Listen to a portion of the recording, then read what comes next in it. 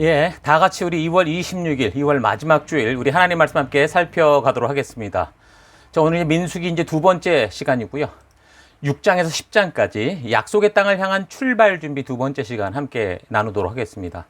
먼저 해당되는 본문의 말씀을 일부 읽어드리겠습니다. 민수기 6장 1절부터입니다. 주께서 모세에게 말씀하셨다. 이스라엘 자손에게 말하여라. 너는 그들에게 다음과 같이 일러라. 남자나 여자가 나실 사람이 되어 주께 헌신하기로 하고 특별한 서약을 했을 때에는 그는 포도주와 독한 술을 삼가야 한다. 포도주로 만든 시큼한 술이나 독한 술로 만든 시큼한 술을 마셔서는 안 된다. 포도즙도 마시지 못한다. 날 것이든 마른 것이든 포도도 먹어서는 안 된다. 그는 나실 사람으로 헌신하는 그 기간에는 포도나무에서 난 것은 어떤 것도 씨나 껍질조차도 먹어서는 안 된다. 그는 나실 사람으로 서원하고 헌신하는 그 모든 기간에는 자기 머리를 삭도로 밀어서는 안 된다. 주께 헌신하는 그 기간이 다 찰 때까지는 거룩한 몸이므로 머리털이 길게 자라도록 그대로 두어야 한다. 그는 주께 헌신하기로 한 그 모든 기간에는 죽은 사람에게 가까이 가서도 안 된다. 아버지나 어머니나 형제나 누이가 죽었을 때라도 그들의 죽음에 가까이 하여 몸을 더럽혀서는 안 된다. 하나님께 헌신하는 표를 그 머리에 지니고 있기 때문이다. 나실 사람을 헌신하는 그 모든 기간에는 그는 주께 거룩하게 구별된 사람이다. 아멘. 자, 우리는 지난 주일 민수기의 이제 서론적인 부분 그리고 이제 1장에서 5장까지 살펴봤는데요. 민수기는 이제 시내산에서 하나님과 언약 백성이 되고 어떤 것이 하나님 나라 백성다운 삶인지에 대해서 하나님께서 직접 말씀해 주시는 그 레위기의 법도와 규례를 다 들은 후에 이제 하나님 나라 백성으로 살아가는 삶의 시작의 이야기다라고 했습니다. 그래서 이 민수기를 통해 우리는 믿음으로 살아가는 그 삶의 현장, 그 시작이 어떠해야 되고 또 어떻게 하나님의 백성답게 우리가 성장해 가는지에 대해서 우리의 믿음의 실제를 볼 수 있다. 그렇게 얘기를 했죠. 그러니까 1장에서 10장까지는 아직 시내산에서 출발하지 않고 마지막 준비를 하는 시기였지만 그럼에도 불구하고 5장 같은 경우 하나님께서 말씀해 주신 그대로 적용하지 못하고 혼란스러워하는 그런 모습도 우리가 볼 수 있었습니다. 그러니까 민수기의 내용 전체를 살펴보다 보면 우리의 신앙이 그러니까 무슨 신비로운 삶을 사는 게 아니라 우리에게 펼쳐진 삶의 상황과 환경 속에서 우리가 살아오던 옛사람의 가치와 태도와 습관을 버리는 격렬한 몸부림이고 또한 하나님께서 직접 말씀해 주신 하늘나라 백성다운 새 사람의 가치와 태도와 습관을 힘써 땀 흘려 심어가는 현장이다라는 걸 볼 수 있습니다. 그러니까 민수기가 기록되어 우리에게 보여주고자 하는 이런 신앙의 삶의 현장이 어떠한지를 알게 하는 목적, 이 민수기를 통해 우리에게 그걸 말씀하시고자 하는 그 목적을 잊지 않고 우리가 계속해서 이 말씀을 살펴나갔으면 좋겠습니다. 자, 그래서 6장에서는 나실인에 대한 규례를 처음으로 언급한다고 했는데요. 이건 레위기에서도 언급이 없었던 내용이었죠. 아마도 인구를 지금 계수하고 꼭 각 지파의 역할들이 주어지고 하는 가운데 하나님의 말씀을 배워가고 그 말씀대로 실천을 훈련하는 가운데 누군가가 레위인들에게 일임된 그 성막과 관련된 일들을 위해서 자신도 좀 전적으로 하나님께 좀 헌신하고 일정 기간 섬기고 싶은 그런 사람들이 생겼던 것으로 보입니다. 이 광야에서 시내산 밑에서 사실 뭘 할 수 있겠습니까? 그가 하나님이 세워가는 백성으로 그 가치를 배워가긴 했으나 그러나 뭔가 움직이는 일들은 사실은 성막이 세워지고 레위인들이 헌신하는 그런 제사와 관련된 그런 일들이었을 건데 아마 그런 걸 보면서 자신도 그렇게 헌신하고 싶은 마음이 들었던 사람들이 있었던 것으로 보이는 거죠. 그러니까 성막과 관련된 일은 레위 지파에게만 전적으로 이름이 되었었기 때문에 자칫 아무나 성전 가까이 나와도 어떻게 죽을 수 있는 경고까지 그렇게 하나님이 해주셨었죠. 그래서인지 어쨌든 그래도 성막에서 헌신하고 싶은 경우 하나님께서 일정 기간을 허락해 주시는 그런 방법이 이제 나실인 규례입니다. 그 당시 나실인의 헌신은 이렇게 성막이나 성전에 관련된 아마 일이었을 거로 생각이 되죠. 거기는 그 일밖에 없었으니까. 그 이유는 나실인의 또 규례가 보면 제사장들에게 요구하는 규례와 똑같았기 때문에 그래요. 나실인으로서의 규례를 뭐라고 말했습니까? 첫째, 포도주와 독주를 금해라. 둘째, 머리를 삭도로 밀지 말라. 셋째, 어떤 시체에도 가까이 갔거나 닿아서는 안 된다라는 것이었죠. 그러니까 시체의 경우 부모나 형제가 죽어도 그들의 죽음에 가까이 갈 수 없었는데 이거는 제사장 정도가 아니라 대제사장에게 요구되는 그런 의무조항일 정도로 이런 규례에 대해 확실한 헌신을 요구하고 있기 때문에 나실인의 규례는 아마도 성전과 관련된 것이다라고 볼 수 있었을 겁니다. 그래서 첫째, 이 포도나무 소산물과 독주를 금하게 한 것은 그 레위기 10장에서 성막 봉헌 시때 그 아론의 아들들, 그 나답과 아비후가 불에 타 죽는 일이 있었죠. 근데 그 원인이 아마도 술로 인해서 판단력이 흐려지면서 잘못된 불을 가져다 붙이다가 불에 타 죽게 된 사건이다. 그렇게 보통 보거든요. 여러분 몇 년 전 한국 국회 본회의에서 윤창호법이라고 통과된 걸 아실 겁니다. 음주운전 관련된 아주 굉장히 엄격한 법 기준이 생긴 건데, 그러니까 사람들은 뭐 술 한두 잔 정도가 어떠냐, 난 멀쩡하다라고 말하기도 하는데, 이게 미국 샌디에고 주립대 연구팀 발표에 의하면요, 와인 한 잔도 분명하게 사람들의 의사결정에 영향력을 준다라고 분명히 말하고 있습니다. 연구에 의하면 사람이 술을 한 잔 마실 경우, 그러니까 움직임을 조절하는 조절 능력은 영향을 받지 않기 때문에 스스로 나는 올바른 선택, 판단을 하고 있다고 착각을 하는데, 실제로는 그 판단 능력에 영향력을 이미 주고 있다라고 말하는 거죠. 그래서 이 연구팀은 술을 단 한 잔만 마셔도 운전을 하는 것은 대단히 위험한 일이다, 그렇게 강조를 합니다.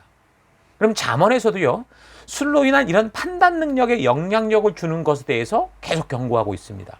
그러니까 성경에서 술을 먹으면 죄다라고 꼭 집어서 말씀하는 부분은 없어요. 그런데 전반적으로 보면 성경은 술을 절제하게 하거나 금주하게 하고 술이 주는 피해를 말하면서 거룩하게 구별되어 하나님 앞에 나아갈 때, 그래서 영적인 일을 감당할 때 술을 금하도록 하는 것은 분명히 아주 자주 언급되는 걸 볼 수 있습니다.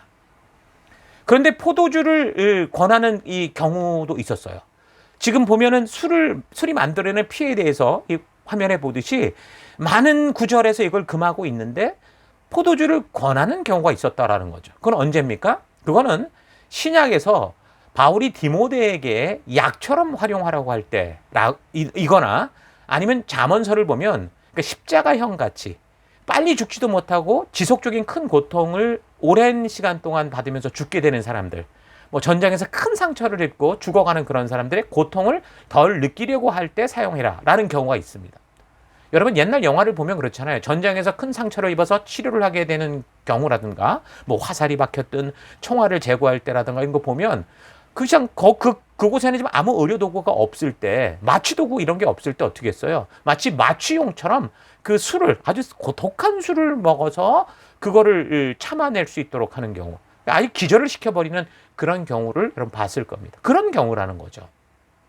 또 한 가지는 신명기 14장 26절에서 볼 때 마치 포도주와 독주를 사서 먹고 즐거워해라 라는 것처럼, 마치 술을 허용하는 것처럼 보이는 말씀이 나옵니다. 그래서 이제 요 구절만을 근거로 교인들이 술을 먹어도 되는 것처럼 이야기를 하는 사람들이 있는데, 여러분 이거는요, 이 본문은 그런 뜻이 아니에요. 그러니까 성도들이 해마다 그 거둔 소출의 11조를 하나님께 드려야 되는데, 그때 아무 곳에나 자신이 옳다고 하는데 드리는 게 아니었어요. 자기가 생각하는데 옳은데 쓰는 게 11조가 아니라고요. 그건 하나님 것이었기 때문에 그걸 드리려면 하나님이 지정하여 택한 성막, 그 성전으로 가서, 그러니까 분명하게 소속된 곳에 이것을 드려야 됐다라는 거죠. 자, 그런데 그 거리가 너무 멀어서 순전한 동물을 데려가다가도 상처를 입을 수 있고 여러 가지 어려움이 있을 수 있으니, 그러니까 곡식과 포도주, 기름 등을 다 가져가는 게 쉽지 않았기 때문에, 그러면 그거를 돈으로 바꿔서 하나님의 택한 곳, 그 지정한 곳에 갔을 때 그곳에서 이제 하나님께 바칠 제물로서, 하나님께 드릴 헌물로서 다시 살아, 그렇게 말씀한 거예요. 그러니까 하나님이 택하신 성막, 성전에서는 먼저 번제나 소제, 화목제 이런 걸 드리게 되어 있잖아요. 이때 제사의 방법 중에 하나가 뭐라고 그랬어요? 전제라고 그랬죠. 이 드링킹 오퍼링, 그러니까 포도주나 독주를 그 제물에 부어서 바치는 제사 방법이 있었습니다. 그러니까 이렇게 전제로 제사를 드리게 될 때 쓰기 위해서 포도주와 독주를 사라고 한 거예요. 그래서 다른 제물에 관련된 것들도 같이 사서 그렇게 하나님 앞에서 제사로 드리고, 그리고 이제 화목제 같은 경우 가족이 섬겨야 되는 그 사람들과 남은 걸 함께 먹을 수 있게 했죠. 그런 걸 즐거워하라라는 거였어요. 그러니까 전체 문맥을 보지 않고 단지 이 구절에 나오는 이 표면상의 이것만 보고 마치 술을 허용하고 즐기라는 것처럼 오해하는 이런 일들은 잘못된 거죠. 분명한 것은 성경은 대부분 신구약 어느 곳에서든 금주에 대해서 자주 말하고 있다는 겁니다. 포도주와 독주라는 키워드로 성경을 검색해 보면요, 거의 금하고 있는 것을 금방 알 수 있어요.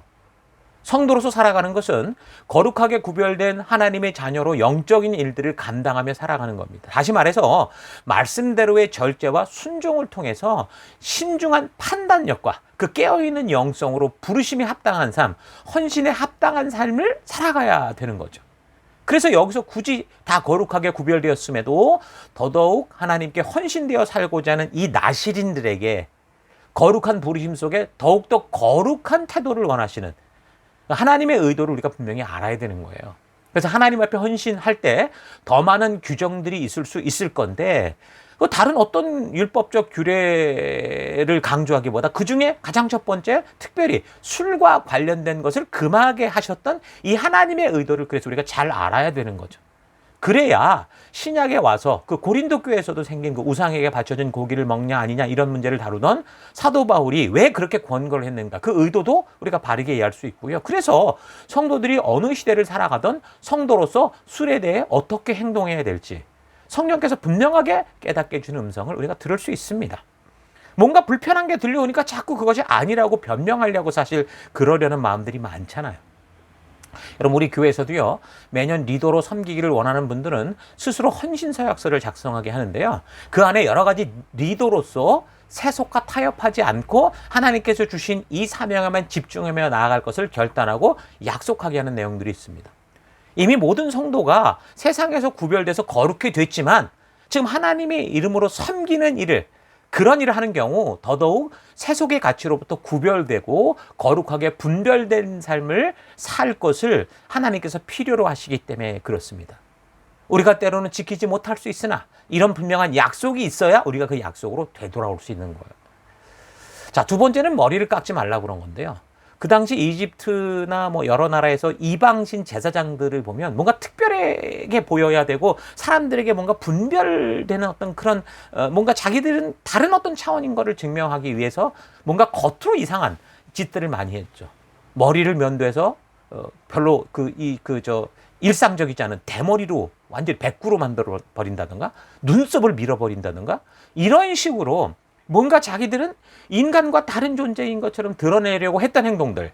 그래서 하나님께서 아예 그런 우상 숭배자들과 관련된 것 이런 것들은 절대 연관짓지 않으시려고 아예 이런 것들을 확실하게 이렇게 말씀하신 거죠.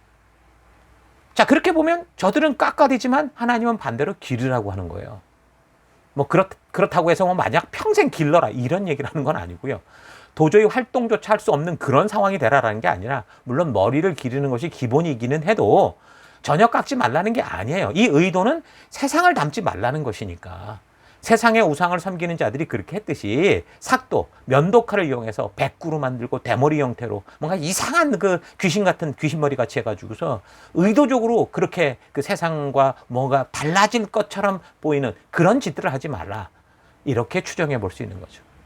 자, 그러니까 하나님의 의도는 교회의 리더와 성도들이 아무리 종교적으로 그럴듯해 보인다고 해도 어떻게 하라는 거예요? 세상의 그런 유행을 아무 생각 없이 따라가서는 안 된다라는 걸 말씀해 주시는 거죠. 오히려 세상과 반대로 더 확실하게 하나님의 뜻대로 살아라. 하나님의 뜻을 알려라. 이 삶을 요구하시는 거예요.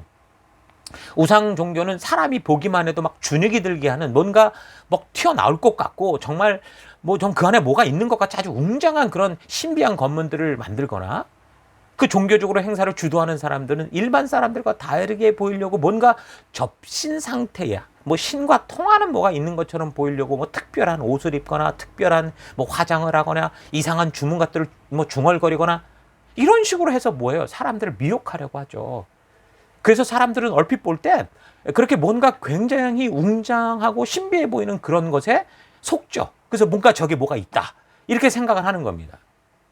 그러나 구별된 성도는 하나님의 분명한 뜻이 아닌 그런 종교적 외형을 통해 사람들의 마음을 사로잡고자 하는 그런 이방 종교를 흉내내서는 안 된다라는 겁니다.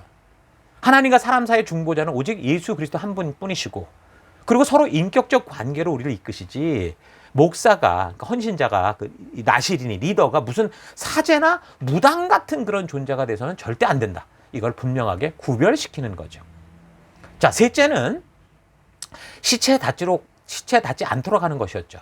뭐 이것에 대해서 여러 가지 생각들이 있는데 레위기에서 이미 살핀 것처럼 오염 방지에 대한 차원이다라고 생각하는 경우, 그러나 그것으로부터 인해 부모의 죽음까지 가보지 못하게 한다. 이거는 좀 너무하다고 생각 들고요. 그러니까 다른 한 가지는 시체, 그러니까 결국은 죄악이 빚어낸 결과이기 때문에 의식상 부정하게 취급됐다라고 보는 건데, 그래서 나시린이 시체를 멀리해야 된다라는 것은 죄를 특별히 멀리해야 되는 것의 상징적인 표현이다라고 볼 수 있습니다. 그러니까 본문을 통해 볼 수 있는 다른 이유는 하나님의 그 대리적인 역할을 하는 제사장들이 죽은 시체에 어떻게 돼요? 대부분 여기 우리 뭐 이런 사람들 장례식장 가면 알다시피 거기다 그냥 막 절하잖아요. 조의를 표하게 될 때 뭐 절을 하거나 머리를 숙이거나 하게 된단 말입니다. 그때 어떻게 된? 그 상황이 영적으로 볼 때 어떤 상황이에요?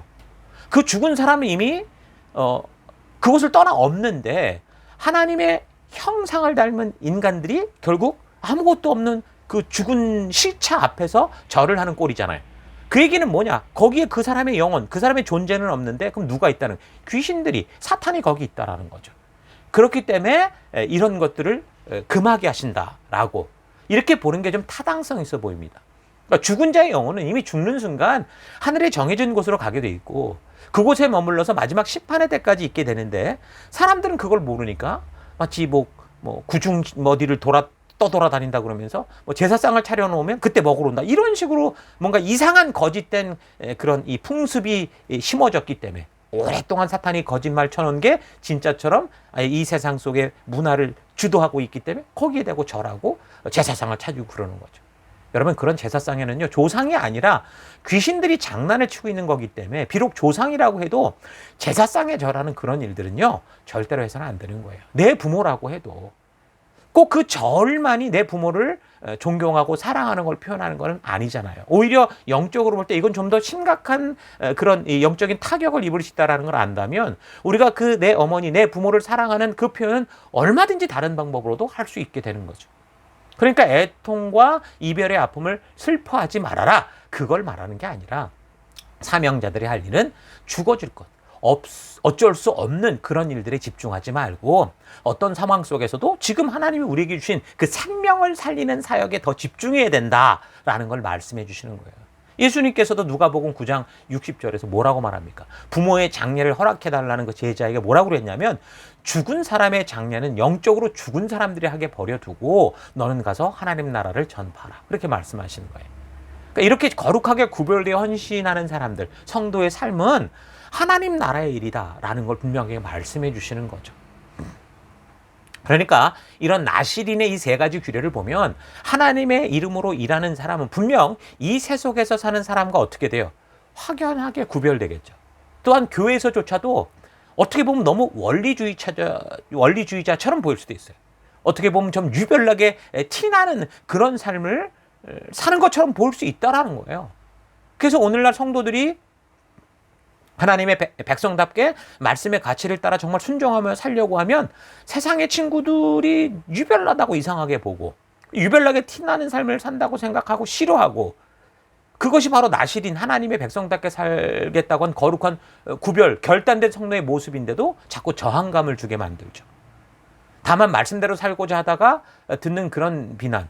그러니까 지금처럼 우리가 말씀대로 온전한 삶을 살고자 했는데 비난을 받는 건 우리가 충분히 그거는 좀 이렇게 무시해도 됩니다.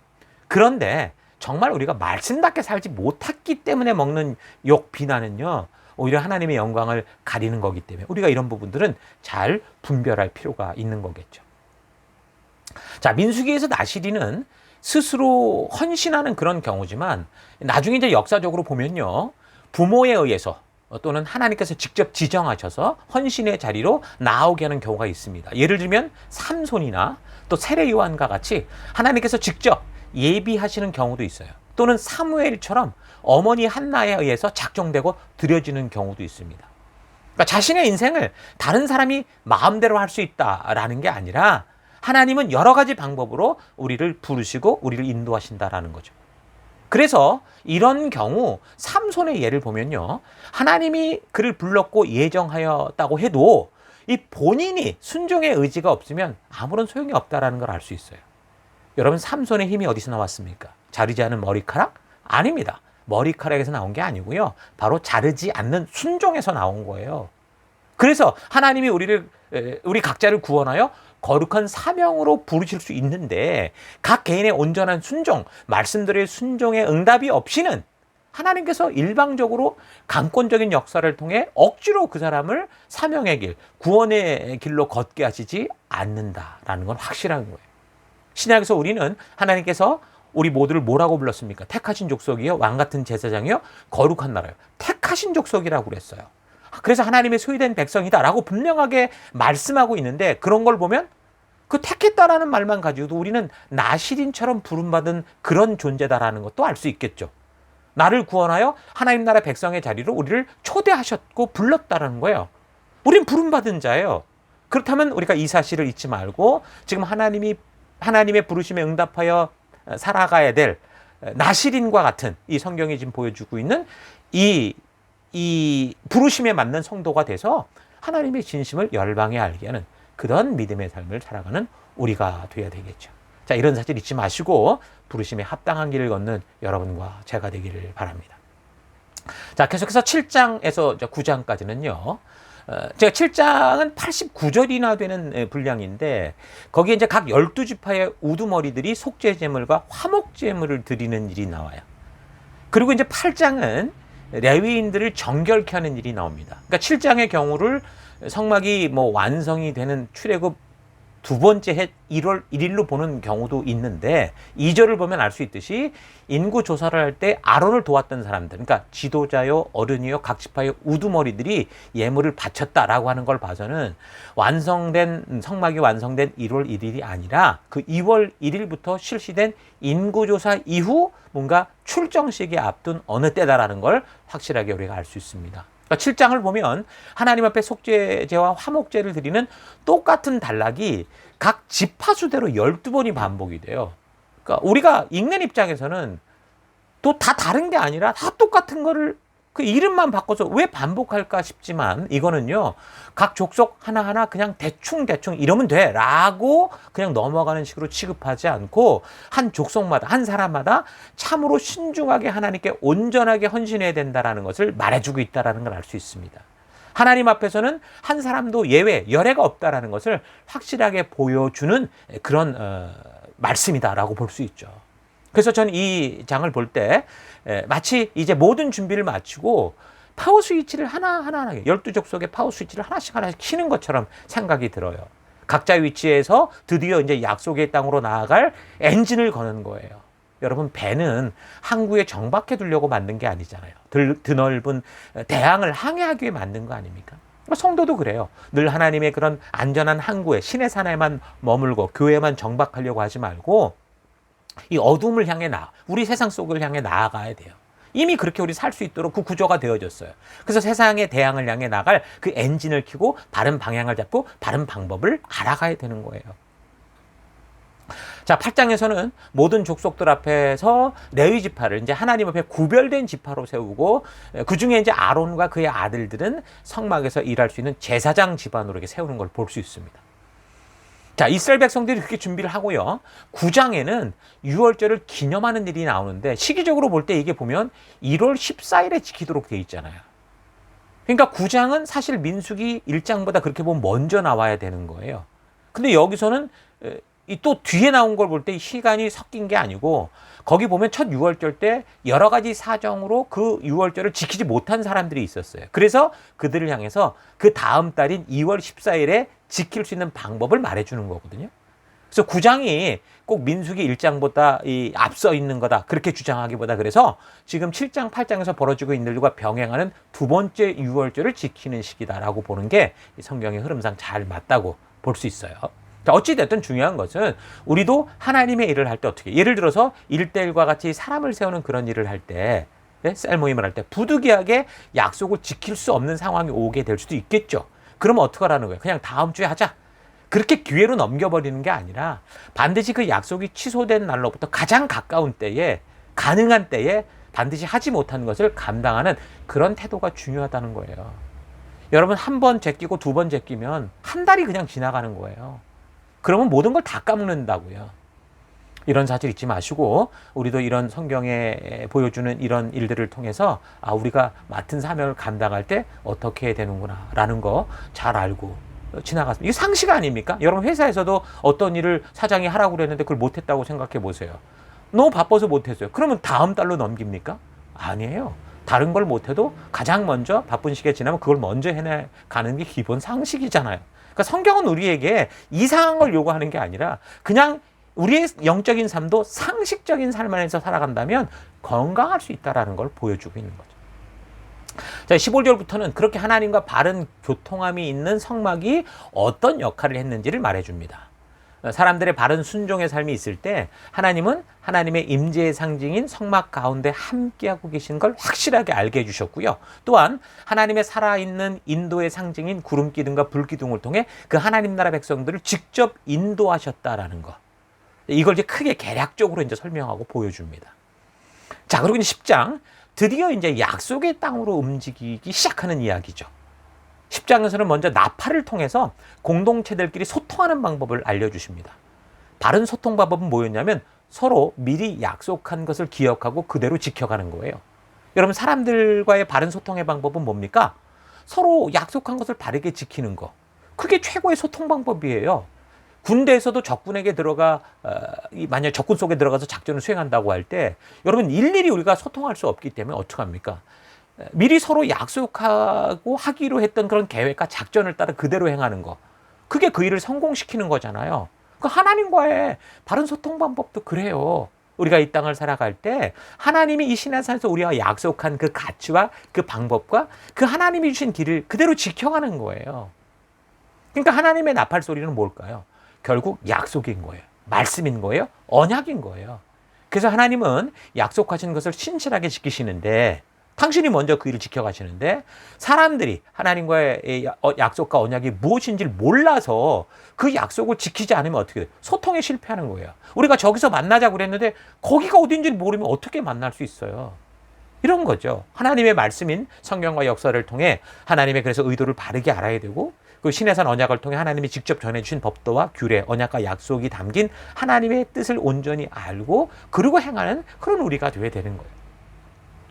그리고 성도들의 정기 모임이나 매해 초하루에 또 나팔을 불라고 하는데 그래서 이스라엘은 지금도 그 나팔절이라고 해서 새해를 지키거든요. 그러나 이런 절기를 매년 지킴에 앞서서 이 나팔 소리가 지금 의미하는 그 의도를 알고 행하는 게 중요하다는 걸 잊지 말아야 돼요. 나팔 소리를 내는 게 중요한 게 아니에요.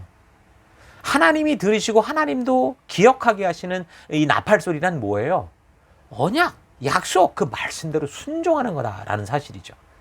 말씀대로 순종하는 삶이 없는데 그냥 좋은 나팔 가져다가 크게 분다고 하나님이 들으시는 게 아니라고요.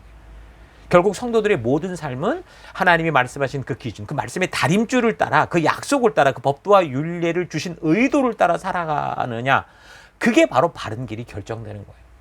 성경과 역사를 통해 하나님의 의도를 바르게 알아서 하나님이 우리에게 하신 약속과 함께 맺은 언약을 따라 그렇게 살아가는 그런 여러분 되시기를 바랍니다. 자, 민수기 1장에서 10장 10절까지의 준비 과정을 통해 볼 수 있는 중요한 핵심이 뭡니까? 성도는 공동체에 속해서 자신의 위치를 알고 그리고 약속과 질서를 지키고 주어진 책임을 감당하는, 그러니까 자발적이고 주도적으로 주권을 행사하는 사람이 되어야 된다라는 거 여러분 기억하셔야 됩니다. 그러니까 가나안이라는 약속의 땅으로 감에 있어서 중요한 거는요, 혼자 알아서 하는 게 아니라 함께 하는 거예요. 약속을 따라. 그게 교회 공동체. 그래서 교회를 공동체라고 그러는 거예요. 공동체는 질서와 조직이 필요하고 그에 따른 각자의 책임을 알고 함께하는 하나됨이 필요하죠. 그러니까 성도란 하나님 아래 한 자녀들이지만 하나님께서는 리더를 주셨고 각자의 역할을 주셔서 한 공동체의 약속과 거룩한 질서 속에서 일하게 가시는, 그러니까 그런 걸 우리가 볼 수 있잖아요. 성도는 바로 그런 존재라는 거죠. 하나님도 그 약속에 함께 그 약속의 주도자로서 일하시는, 그게 바로 하나님이 함께 하시는 성전, 교회라는 모습입니다.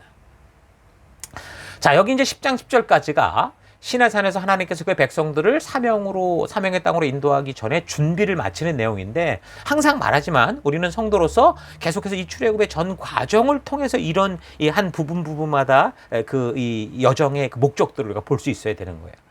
대부분 교회를 다니는 많은 사람들이 이 전체 그림을 보질 못해요. 그래서 홍해를 건너는 구원에는 너무도 과도한 초점을 맞추는데 너무 역사가 대단하니까. 근데 그 이후 사명의 땅에 가기 전에 하나님께서 심혈을 기울여 준비하신 땅, 이 시내산의 역사와 그 안에서 하나님 나라 백성답게 서게 하셨던 하나님이 직접 말씀하신 그 성도의 정체성과 사명을 모르고 있는 경우가 대부분이에요. 그래서 죽음의 홍해를 하나님의 은혜로 예수 그리스도로 말미암아 건너 생명은 얻었는데 하나님 안에서 자신의 정체성과 부르심의 이유도 모른 채 어떻게 해요? 그저 가나안 땅으로 막 몰려 들어가 가지고 하나님이 거룩하게 구별하신 거룩함은 전혀 없이 어둠과 섞여 사는 혼돈된 교회, 하나님을 이용하는 교인들, 이런 모습들이 너무 곳곳에 비일비재한 거죠. 그래서 우리도 역사적으로 민수기 10장 11절에서 이렇게 이제 정말 가나안 땅으로 떠나기 전에 다시 한번 하나님께서 왜 구원한 백성들을 사명과 약속의 땅으로 곧바로 이끄시지 않고 이곳 시내산에 모아서 어떤 일을 하셨는가, 무엇을 준비케 하셨는가, 그 중요한 의도와 그 뜻을 깊이 되새길 수 있기를 바랍니다. 여러분, 구원은요, 모든 것의 끝이 아니라 시작입니다. 그래서 신앙의 첫 단계인 애굽에서 극단적인 구원을 받았다면, 극적인 구원을 받았다면, 구원 그 이후 우리가 이제 가장 먼저 해야 될 일은 어디예요? 빨리 시내산으로 모이는 거예요. 그곳에서 하나님께서 행한 일, 하나님의 역사, 나를 구원한 하나님이 누구시고 그의 언약이 뭐고 나의 사명은 뭐고 내가 누구고, 그래서 하나님의 뜻과 하나님의 그 말씀을 통해 그 의도를 먼저 바르게 알아야 되는 거예요. 그래서 하나님의 진심을 알고 목적을 알아야, 그래야 이제 약속의 땅 어느 곳이든 나아가서 바른 소명자의 삶을 살 수 있기 때문에 그렇죠. 무엇을 어떻게 할 것인가 보다 더 중요한 거는 하나님께서 왜 나를 부르셨는가는 하나님의 진심, 그 의도를 아는 거예요. 우리가 성경을 읽을 때 어느 구절을 통해서는 이런 하나님의 의도를 만날 수 있어야 돼요. 그런데 많은 사람들이 하나님의 말씀을 바르게 듣는 자리, 그 진심을 아는 자리, 이 시내산, 말씀으로 나아가지 않습니다. 구원받고 방황한다는 얘기를 들어봤는가요? 잘 생각해보면 사실 말씀 앞에 바르게 나가지 않았던 대부분의 사람들은 구원받고 방황하는 경우가 많아요. 여러분, 탈북자들이 죽음의 땅 북한에서 극적으로 탈출을 해서 남한에 오게 됐는데 남한에 와서 거지가 되고 깡패가 되는 거하고 똑같은 거죠. 난 이런 문제가 한국교회에서 아주 심각하고 치열한 영적인 싸움의 문제다라고 생각을 합니다. 하나님 안에서 내가 누구인지, 성도의 정체성과 하나님께서 부르신 그 부르심의 진실함을 만나지 못하면 아무리 천국 같은 곳으로 인도를 해도 늘 불평과 불만이 가득 찬 삶을 살아요. 그러나 하나님의 진심을 만나 자신의 정체성과 존재의 이유와 그 목적을 안다면 정말 어두운 땅에서 박해를 받고 강야와 같은 길을 걸으며 비웃음을 당하게 된다고 해도 하나님의 말씀을 따라 정직하게 걷고자 할 것이고, 말씀대로 걷고자 하다가 남보다 조금 뒤처지기도 하고 또는 또 뭔가 이렇게 손해를 보는 것 같아도 용기 있게 말씀대로 살아가는 것을 두려워하지 않는 믿음의 길을 걸을 수 있는 겁니다. 그래서 사탄은 어떻게 해서든 하나님의 백성들이 하나님의 언약이 있고 하나님의 진심을 알게 하는 그 말씀 앞에 나아가는 것을 적극적으로 방해하는 거예요. 성경을 포기보다 눈을 감고 다른 걸 찾아라라고 하는 거죠. 뭔가 신비한 체험이나 소리가 들린다고 하는 신비주의에 빠지게 합니다. 교회 안에서 예언을 하면, 그러니까 막말로 남의 인생을 점치는 것과 다를 바 없는 일을 해도 무슨 이게 신령한 일인 것처럼 그렇게 여겨주는 착각 속에 빠지게 하는 거예요. 그러나 그런 분위기, 그런 흐름 속에 속아서는 안 됩니다. 우리는 가능하면 빨리 홍해를 건넌 감격을 벗어나서 그보다 더 풍성한 삶을 준비하신 하나님의 산, 신의 산, 우리가 누구고 어떻게 살아야 되는지 우리의 정체성을 바르게 알게 하는 하나님의 말씀이 있고 하나님의 진심을 만날 수 있는 신의 산, 말씀의 현장으로 나아가야 되는 거예요. 그리고 그곳에서 하나님께서 직접 말씀해 주신 하나님의 뜻이 무엇인지, 어떤 것을 기뻐하시고 어떤 것을 하지 말게 하셨는지 우리가 그걸 바르게 알아야 되는 겁니다. 하나님의 진심을 알고 자신의 정체성과 존재 목적을 알게 되면요, 비로소 사명의 땅이 보여요. 말씀을 통해 하나님의 진심을 만나면 단지 그 신의 삶에만 머물면서 여기가 좋사오니 하는 그런 삶의 태도를 갖는 게 아니라 하나님께서 지금 안타까워하시는 그 마음을 알기 때문에 그 약속의 땅, Promised Land, 더 정확히 보냄을 받은 땅, 사명의 땅, 열방의 제사장으로 살아가야 될 땅, 각자의 사명의 땅 가나안이 눈에 보이고요. 또 그곳에 가서 내가 무엇을 해야 되는지가 보인다고요. 가나안이야말로 하나님께서 구원된 백성들이 영원한 천국에 이르기 전까지 하나님의 백성답게 거룩한 제사장 나라가 되어 살아가야 되는 본격적인 사역의 땅, 빛을 비추는 땅으로 주셨기 때문에 그래요. 자, 이런 사실 잊지 마시고요. 신의 산을 통해 하나님의 진심을 만나고 성도로서 살아야 될 이유와 목적을 분명하게 깨닫는 그런 시간들이 되기를 바랍니다. 하나님의 보호가 있고 구원받은 백성들만 이 신의 산에 살면서 하나님의 나라를 세우면 더 좋았을 텐데, 어떻게 보면 그렇잖아요. 이미 천국 같은 게 이루어졌는데, 근데 왜 하나님은 굳이 그의 백성들을 그 땅에 머물러 하지 않고 가나안이라고 하는 시험 많고 유혹 많은 그 어두운 땅으로 인도하신 이유, 그게 뭘까요? 여러분, 이 의도를 절대 잊어서는 안 돼요. 사람들은 늘 편리한 것을 찾고 편안한 것을 기대하지만 하나님께서는 인류의 타락으로 죽음의 길로 걷고 있는 이 열방 속에서 먼저 선택받고 구원된 백성들이, 하나님의 그 마음을 알게 된 백성들이 거룩한 제사장 나라가 돼서 이 온 열방, 이 어둠 속의 열방 민족들로 하여금 그 하나님의 사랑을 알게 하는 빛이 되길 원하시는 거고 길이 되길 원하시는 거예요. 그래서 하나님께서는 구원받은 백성들끼리 신의 산에 모여서 그것을 지상 천국으로 만드는 것을 목표로 하지 않으셨던 거죠. 하나님은 개토를 만들지 않으세요. 개토가 뭡니까? 과거 유대인들이 탄압을 받는 민족들에 의해서 강제적으로 격리된 그 제한된 공간을 말해야 돼요. 그때는 어쩔 수 없이 그들이 밖으로 나가지 못하고 거기서만 살아야 됐어요. 그러나 오늘날은 성도들 스스로가 어떻게 돼요? 교회를 개토화시키는 거예요. 하나님이 지금 이 어둠을 향해 우리 빛을 보내려고 하는데 그 사명의 자리에 나가지 않고 자꾸 그 자기들끼리만 모여있는 그런 성 쌓는 교회가 되려고 하는 그런 경우가 너무 많죠. 하나님은 구원받은 그의 백성들이 교회 속에 숨어들어서 우리끼리만 모여 살기를 원치 않으세요. 늘 신의 산에 머물러서 여기가 좋사오니 하면서 그렇게 사는 것 원치 않으십니다. 우리는 어둠 속에 빛을 비추는 존재들로 하나님께 나아갈 바를 알게 하는 존재로 구원을 받았고 이 땅에 있는 거예요. 그래서 그 사명의 땅이 우리가 있어야 되는데, 그 가나, 그 어둠 속, 이 세상 속. 그래서 그리스도의 생명으로 구원 얻은 사람들은 교회에 모여 사는 사람이 아니라 세상 속에 빛이요, 거룩한 제사장으로 살아가는 그런 사람들인 거죠. 이것이 신의 산 언약이고 또한 예수님께서 이 땅에 오셔서 우리에게 말씀하신 성도의 핵심인 거예요. 여러분, 성도는 대항을 항해할 수 있도록 만들어진 배지 항구에 정박해 놓으려고 만든 게 아닙니다. 그래서 여러분의 신앙의 현장은 교회가 아니라 어디예요? 사회 속이에요. 여러분의 가정, 여러분이 살아가는 삶의 현장인 거예요. 여러분들이 보내진 사회 현장, 직업, 사업, 학업, 가정, 정치계, 문화계, 의학계, 교육계, 법계, 경제계, 어디에서든 그래서 거룩한 제사장 나라가 돼서 하나님의 가치를 따라 살아가는 빛과 소금이 되어야 되는 거죠. 그래서 하나님은 그의 백성들을 신의 산에만 머물게 하지 않고 그 가데스바네, 가나안 땅으로 나아가게 하시는 겁니다. 자, 이렇게 성도가 사명하게 나아갈 수 있도록 최종 준비를 하는 역사가 바로 여기 우리가 지난주와 오늘 살핀 1장에서 10장까지의 역사인 것을 여러분 잊지 마시고요. 이제 드디어 신의 산을 떠나서 과연 어떤 역사들이 벌어질까? 우리 다음 주부터 계속 살펴가도록 하겠습니다. 자, 오늘 들은 말씀을 가지고 우리 잠시 묵상하십시다. 하나님이, 우리 진리의 성령 하나님이 들은 내용을 통해 우리에게 말씀하시는 음성 앞에 잠깐 우리 귀를 기울이도록 하겠습니다. 묵상하십시다.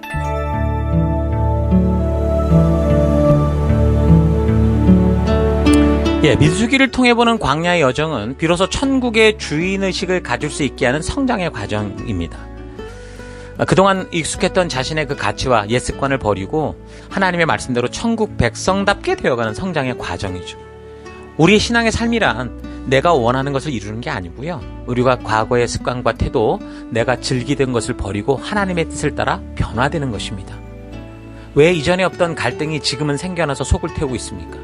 이전에 모르던 하나님의 뜻이 성령님의 도움으로 우리 안에 깨달아졌기 때문입니다. 하나님이 계시하여 말씀했기 때문이에요.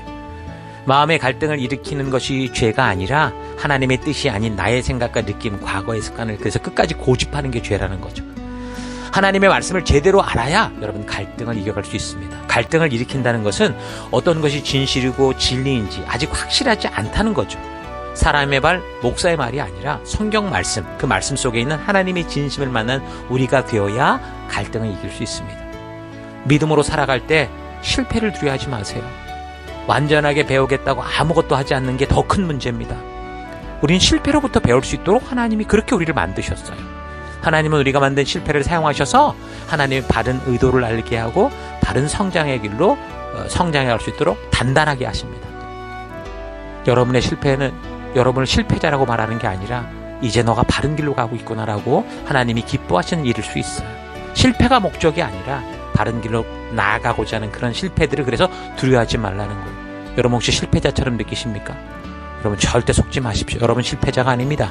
여러분이 성장해가는 자들입니다. 나는 지금 구원받은 백성으로 어디를 가고 있는가? 왜 그곳에 멈춰서서 앞으로 나아가지 못하고 핑계와 변명과 불평과 불만을 품고 살아가는가? 잘 되돌아보시면서 우리 하나님 앞에서 그 실패조차도 우리를 성장의 길로 만드시는 우리 하나님 앞에서 회개하고 순종하여 정말 주님 앞에 기쁨으로 나아가는 여러분과 내가 될 수 있도록 함께 결단하고 기도했으면 좋겠어요. 그래서 이 시간 기도할 때 첫째, 하나님 편리한 곳에만 머물려는 인생이 아니라 영원한 천국을 바라보며 이 땅에서 어두움 속에서 빛이 되는 인생, 거룩한 제사장 나라 하나님 백성답게 살아가는 내가 되기 원합니다. 여러분 결단하며 기도하십시오. 여러분 생각해 보세요. 불이 없이는 도자기가 존재하지 않아요. 불을 만나야 아름다운 흙이 단단한 도자기, 아름다운 도자기가 되는 거예요. 자, 그래서 두 번째 기도할 것은 하나님 2023년 고난과 어려움이 다가온다고 해도 아름다운 도자기로 내가 만들어진다는 걸 기억하고 하나님 말씀대로 하나님 그 길을 걷는 것을 피하기보다 감당하는 그런 내가 되기 원합니다. 결단하며 기도하십시오. 또 마지막으로 함께 기도하기 원하는 것은 하나님 우리 인생 목표가 잘 사는 게 아니라 주를 위해 기꺼이 죽을 수 있는 진리의 길을 찾아가는 내가 되기 원합니다. 영원히 살려고 몸부림치지 말고 주님을 위해 어떻게 죽어야 될까를 알고 그 말씀대로 정말 내 옛사람이 죽고 새 사람으로 거듭나 주님 믿음의 길을 걷는 내가 되기 원합니다. 다 같이 잠시 함께 기도하겠습니다. 기도하십시다.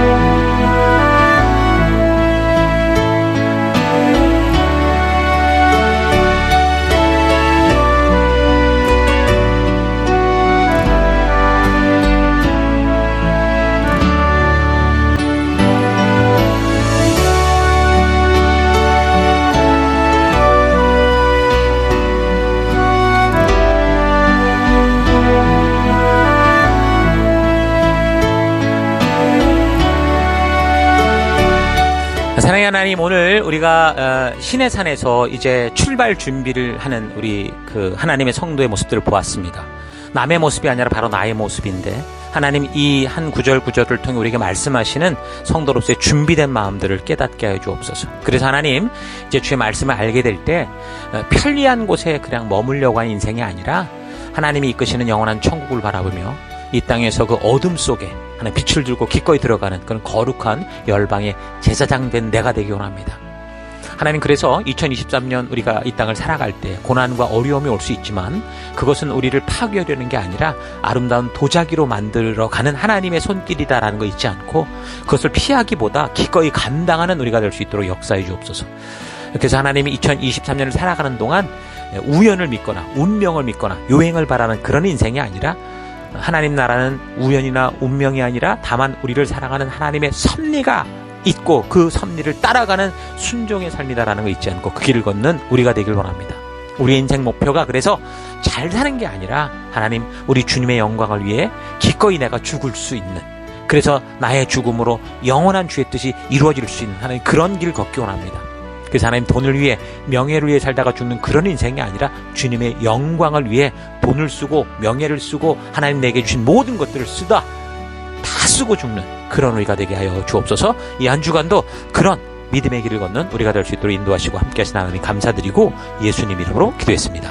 아멘.